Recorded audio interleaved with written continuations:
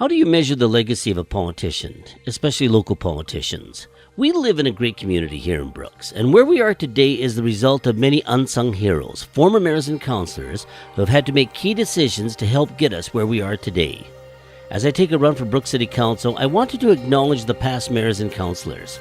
I watched an HBO series, Show Me a Hero, which was about a councillor and a mayor in Yonkers, New York, who worked very hard to get public housing into a neighborhood. In the end, those in those public housing units who he had worked very hard for and helped didn't even know who he was or the struggles he went through to get what they so badly needed. So I wanted to pay tribute to our former mayors from the time I first got here in 1980.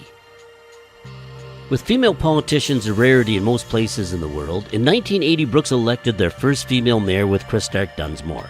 In fact, there were 4 women on Brooks Council.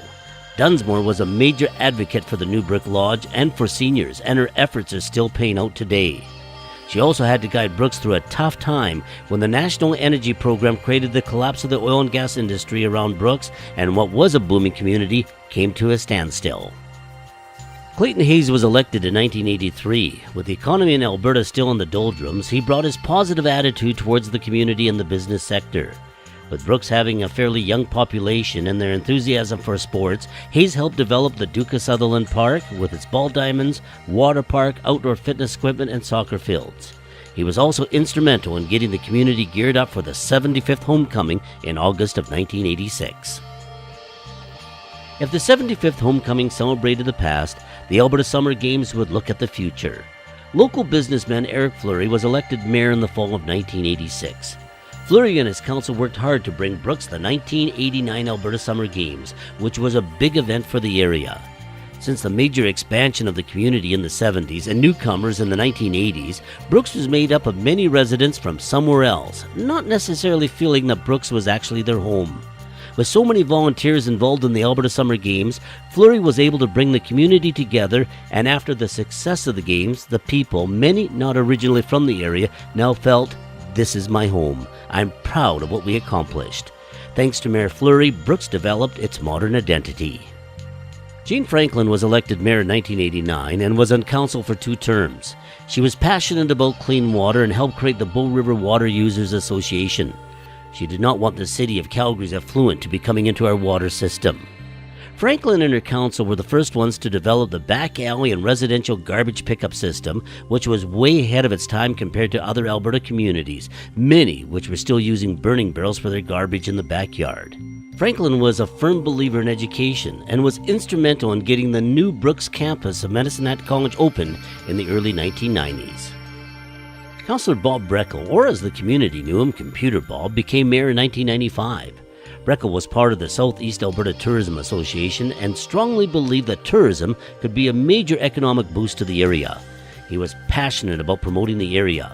Even though that was more than 20 years ago, his vision is still important today and will be in the future as tourism continues to be a major player in the Alberta and the Brooks economy. Don Weisbeck was elected mayor for the first time in 1998 and was elected for 2 terms after that.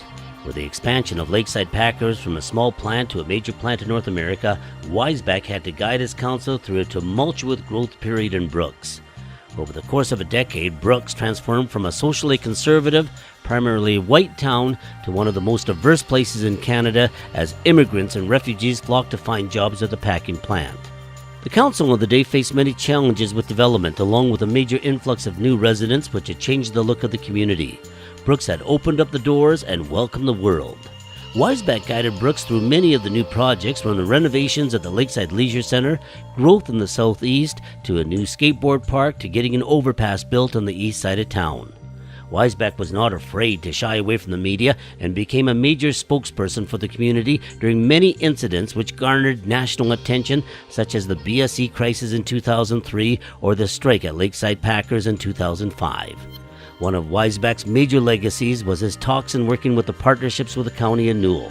At one point, there were diverse views between the 2 municipalities. Now, the 2 sides were talking and working on joint projects. In 2007, Martin Shields was elected mayor of Brooks. He carried on where Weisbeck left off with the cooperation of the county and Newell. Shields and County Reeve Molly Douglas were the guest speakers at many conferences throughout Canada on how municipalities can work together. Shields was on council when the major debate on the location of the new arena was. After teaming up with the EID, the CRA was built and is now the envy of many teams across Canada. Shields became front and center on the national media scene when the E. coli crisis hit Brooks in 2012 and played a pivotal role in guiding the community through that ordeal. As we salute the politicians of the past, I'm thankful for what they have done for this community, and I hope that if I'm elected, I can contribute in a positive way as our politicians did before us. I'm John Petrie. Thank you.